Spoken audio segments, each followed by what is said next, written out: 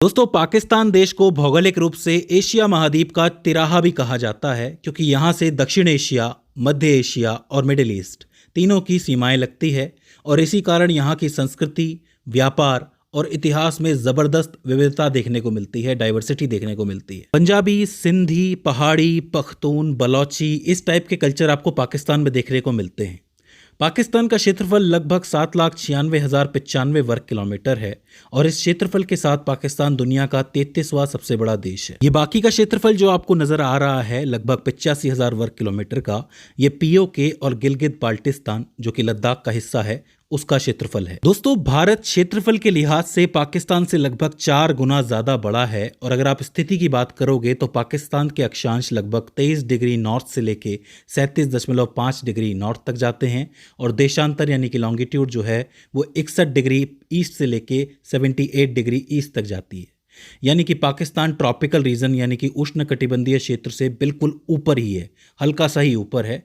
यही कारण है कि यहाँ पर उष्णकटिबंधीय वन, उपोष्णकटिबंधीय वन और पर्णपाती वन की स्थितियां पाई जाती है। मतलब जो स्थिति ट्रॉपिकल रेंज के अंदर होती है, उष्णकटिबंधीय क्षेत्र के अंदर होती है, वैसी स्थिति हल्की सी यहाँ पे भी बनती है। तो यहाँ पर भी वन हो सकते हैं, वन क्षेत्र हो सकता है। दोस्तों, पाकिस्तान की जमीनी सीमा रेखा लगभग 6,774 किलोमीटर लंबी है, जिसमें वो 4 देशों से अपनी सीमा साझा करता है आज की तारीख में।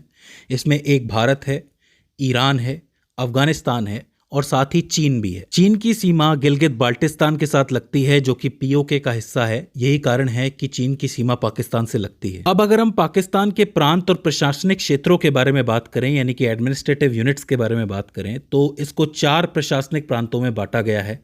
सबसे पहले आता है बलूचिस्तान, जो पाकिस्तान का सबसे बड़ा प्रांत है और जो देश के दक्षिण पश्चिम क्षेत्र में स्थित है। इसकी जो राजधानी है वह क्वेटा है। बलूचिस्तान में ज़्यादातर ऊबड़ खाबड़ इलाकों का एक बहुत बड़ा पठार है जो कि एक प्रकार का टेबल लैंड है। ये पठार पूरे बलूचिस्तान को कवर करता है।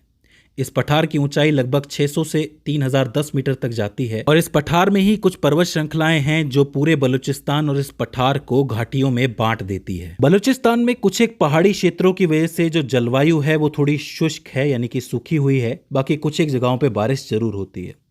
इसके दक्षिण में आपको मकरान तट भी देखने को मिलेगा और इस प्रांत के जो प्रमुख शहर हैं वो है तुर्बत, खुजदार, हब और ग्वादर। ग्वादर बहुत ही इंपॉर्टेंट है, इसको आपको याद रखना है। बलूचिस्तान का एरिया बहुत बड़ा है और ये एरिया ज़्यादातर ऊबड़ खाबड़ देखने को मिलता है, पठारी क्षेत्र है। यही कारण है कि यहाँ की जो पॉपुलेशन डेंसिटी है, जनसंख्या घनत्व है, वो थोड़ा कम है। साथ ही यहाँ पर बहुत से खनिज पाए जाते हैं यानी कि मिनरल्स पाए जाते हैं। वो अलग बात है कि बलूचिस्तान के लोगों को इन मिनरल्स का कोई फायदा नहीं मिलता है क्योंकि इसके ऊपर एक अच्छी खासी पॉलिटिक्स खेली जाती है। तो ये आपको याद रखना है कि बलूचिस्तान बहुत ही इंपॉर्टेंट प्रांत है, पाकिस्तान का सबसे बड़ा। दूसरा जो प्रांत है वो है खैबर पख्तूनख्वा यानी कि केपीके, जिसको हम शॉर्ट में कह सकते हैं। देश के उत्तर पश्चिम में स्थित है यानी कि नॉर्थ वेस्ट में स्थित है और इसकी जो सीमा है वो अफगानिस्तान के साथ लगती है। इसकी जो राजधानी है वो पेशावर है। केपीके में आपको हिंदू कुश और हिमालय पर्वत श्रृंखला मिलेगी जिसमें बहुत सी घाटियां और मैदान भी शामिल हैं। इस प्रांत के जो प्रमुख शहर हैं वो है मर्दान, मिंगोरा, कोहट और एबटाबाद। इसका नाम आपने सुना होगा एबटाबाद का। ये इंपॉर्टेंट शहर है यहाँ के, तो इन्हें आपको याद रखना है। केपीके की जो अफगानिस्तान के साथ सीमा लगती है वो रणनीतिक रूप से बहुत ही महत्वपूर्ण और पाकिस्तान और अफगानिस्तान के बीच में विवाद का विषय रही है। अफगानिस्तान इस सीमा रेखा को सही नहीं मानता है। वो इसके कुछ एक हिस्सों को अपना क्लेम करता है यानी कि दावा करता है। वो ये कहता है कि ये जो पख्तून इलाके हैं वो सारे अफगानिस्तान के अंदर आते हैं। यही कारण है कि इस क्षेत्र में आपको अफगानिस्तान और पाकिस्तान दोनों का कल्चर देखने को मिलता है, संस्कृति देखने को मिलती है। तो इंपॉर्टेंट जगह हो जाती है ये लाइन। केपीके के दक्षिणी हिस्से में यानी कि सदर्न पार्ट में आपको सुलेमान पर्वत श्रृंखला देखने को मिलती है जो बलूचिस्तान तक जाती है यानी कि बलूचिस्तान में फैलती है। याद रखने वाली बात यह है कि ये सुलेमान पर्वत श्रृंखला अफगानिस्तान में भी फैली हुई है। मतलब अफगानिस्तान के सदर्न ईस्टर्न पार्ट के अंदर आपको दिखेगी और जो पाकिस्तान है उसके वेस्टर्न पार्ट में देखने को मिलेगी। दक्षिण पूर्वी और पश्चिमी इस तरीके से फैली हुई है। थोड़ा बहुत हिस्सा इसका पंजाब प्रांत में भी जाता है मगर ज़्यादा नहीं जाता है, थोड़ा बहुत ही जाता है। तो सुलेमान पर्वत श्रृंखला जो है वो केपीके और बलूचिस्तान के लिए बहुत इंपॉर्टेंट हो जाती है, तो इसे आपको याद रखना है। इसके बाद हम बात करें पंजाब प्रांत के बारे में, तो ये जो प्रांत है ये देश के मध्य पूर्वी क्षेत्र में स्थित है और ज़रूरी प्रांत माना जाता है क्योंकि इसकी जो राजधानी है वो लाहौर है। देश का सबसे घनी आबादी वाला प्रांत है, जिसमें सिंधु नदी और उसकी सहायक नदियों द्वारा निर्मित उपजाऊ जलोढ़ मैदान आपको देखने को मिलेंगे। क्योंकि सिंधु नदी भी सीधा यहीं आ रही है, पांचों नदियां भी यहीं आ रही है, तो वो अपने साथ मिट्टी भी लेके आएंगी। तो वो जो जलोढ़ मिट्टी है, जल के साथ आने वाली मिट्टी, पानी के साथ आने वाली मिट्टी, वो मैदान बना देती है। उसी को आप जलोढ़ मैदान कहते हो। पंजाब प्रांत के नॉर्थ में यानी कि उत्तर में आपको पोतवार पठार देखने को मिलता है, और उत्तर पूर्व यानी कि नॉर्थ ईस्ट में आपको हिमालय या फिर शिवालिक पहाड़ियाँ देखने को मिलती हैं। तो काफ़ी इंपॉर्टेंट जंक्शन बनाती है वहाँ पे। इसके अलावा सुलेमान पर्वतमाला जो है वो थोड़ी बहुत यहाँ देखने को मिलती है दक्षिणी पश्चिमी हिस्से के अंदर, जहाँ पे आपको एक पहाड़ी देखने को मिलती है जिसका नाम है तख्ते सुलेमान। काफ़ी इंपॉर्टेंट चोटी है, इसका नाम आपको याद रखना है, तख्ते सुलेमान। इसके अलावा पंजाब में आपको मैदान भी देखने को मिलेंगे और खेत भी देखने को मिलेंगे, क्योंकि मैदानी एरिया में खेती होती है, घनी आबादी यहीं रहती है। पंजाब प्रांत के उत्तर में यानी नॉर्थ में आपको नमक पर्वतमाला देखने को मिलती है, जहां पर आपको नमक के जमाव देखने को मिलेंगे। बहुत से नमक के जमाव है और ये अपनी भूवैज्ञानिक महत्व के लिए जानी जाती है। ऐसी जगहों की स्टडी की जा सकती है, इसलिए इंपॉर्टेंट है ये जगह। पंजाब प्रांत के महत्वपूर्ण शहरों की बात की जाए तो फैसलाबाद, रावलपिंडी, गुजरानवाला और मुल्तान यहाँ के बहुत महत्वपूर्ण शहर हैं। और साथ ही पंजाब अपने उपजाऊ मैदान, व्यापक नदी प्रणाली और कृषि हृदय स्थल के लिए जाना जाता है। मतलब यहाँ पर कृषि जो होती है वो पूरे पाकिस्तान का पेट भरती है, ऐसा समझ के चल सकते हो आप।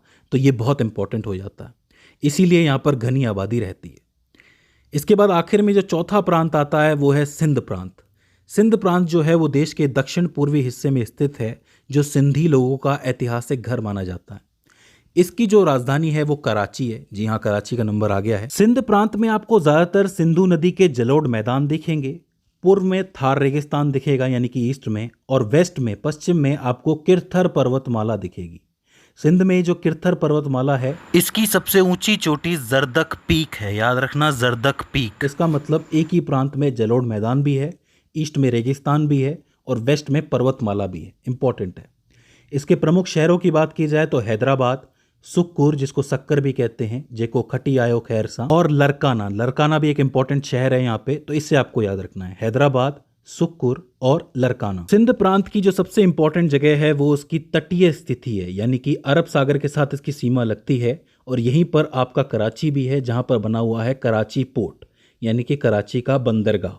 काफ़ी इंपॉर्टेंट है क्योंकि यहाँ से सारा व्यापार होता है। इसी वजह से कराची जो है वो एक वित्तीय केंद्र है, बोले तो फाइनेंशियल सेंटर है। आप कह सकते हो कि पूरे पाकिस्तान के लिए जो कमाऊ पुत्र है ना, वो कराची ही है। तो इसका आर्थिक महत्व बहुत ज़्यादा है। यहाँ की तटरेखा, व्यापार और प्रमुख बंदरगाह इस शहर के विकास के लिए बहुत इंपॉर्टेंट माने जाते हैं। 4 प्रांतों के बाद हम चलते हैं इस्लामाबाद राजधानी क्षेत्र के अंदर। जैसे हमारे भारत में दिल्ली का राजधानी क्षेत्र है, वैसे ही यहाँ पर इस्लामाबाद राजधानी क्षेत्र है। पाकिस्तान की आधिकारिक राष्ट्रीय राजधानी जो है वो इस्लामाबाद ही है। ये जो है पोतवाल पठार में रावलपिंडी के पास स्थित है। जितने भी प्रशासनिक काम हैं, जो एडमिनिस्ट्रेटिव जितने भी काम होते हैं, वो सारे यहीं से किए जाते हैं। सेंट्रल गवर्नमेंट की यहाँ पर सीट होने के कारण इसका राष्ट्रीय महत्व यानी कि नेशनल इंपॉर्टेंस बहुत ज़्यादा है, तो इसे आपको याद रखना है। इसके बाद 2 क्षेत्र और हैं पाकिस्तान के अंदर, हालांकि वो पाकिस्तान के हैं नहीं।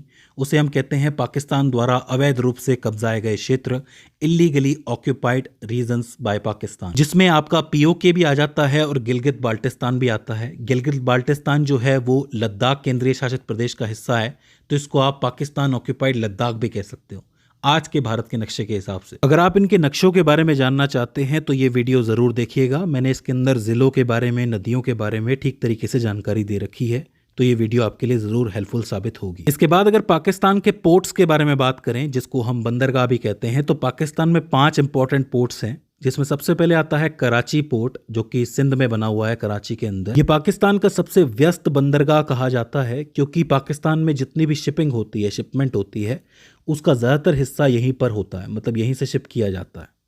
दूसरा आता है पोर्ट कासिम, जो कि आपके सिंध के अंदर बना हुआ है, कराची के पास ही है। दूसरा सबसे व्यस्त बंदरगाह इसको कहा जाता है। औद्योगिक क्षेत्रों से ये जुड़ा हुआ है, यानी कि इंडस्ट्रियल जो फील्ड्स हैं उनसे जुड़ा हुआ है। तीसरा आता है ग्वादर पोर्ट, जो कि बलूचिस्तान के अंदर बना हुआ है और गहरे पानी का बंदरगाह इसको कहा जाता है। रणनीतिक रूप से महत्वपूर्ण है।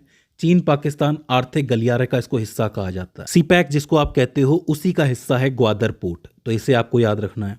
तीसरा आता है आपका केती बंदर। केती बंदर जो है ये भी सिंध के अंदर ही है। ये जो बंदरगाह है काफी पुराना बंदरगाह है और स्थानीय अर्थव्यवस्था और मछली पकड़ने के लिए बहुत इंपॉर्टेंट माना जाता है। जो मछली का जो उद्योग है वो इससे चलता है, मतलब यहाँ से बहुत से मछुआरे जाते हैं, मछली पकड़ के आते हैं, तो उनका उद्योग, उनका व्यवसाय इससे चलता है। आखिर में आता है औरमारा पोर्ट, जो कि ग्वादर जिले के अंदर है, बलूचिस्तान के अंदर है, जो मकरान तट है उसके ऊपर ये स्थित है। वाणिज्य और नौसेना का महत्व बहुत ज़्यादा है इसके लिए। जो पाकिस्तान की नेवी है वो यहाँ से ऑपरेट करती है, तो ये इंपॉर्टेंट माना जाता है उनके लिए। तो ये 5 इंपॉर्टेंट पोर्ट्स है जो आपको याद रखने हैं, जिसमें Karachi port, port Qasim, Gwadar port, Keti Bandar और ओरमारा पोर्ट आते हैं। तो दोस्तों मुझे उम्मीद है कि आपको पाकिस्तान का नक्शा और उसका भूगोल समझ में आया होगा और इस वीडियो से आपने कुछ ना कुछ नया ज़रूर सीखा होगा। अगर इस वीडियो में आपको किसी तरीके की कोई क्वेरी आती है, कोई दिक्कत आती है, तो आप हमें कमेंट सेक्शन के अंदर बता सकते हैं। तो दोस्तों आज की इस वीडियो के अंदर बस इतना ही। See you in the next one.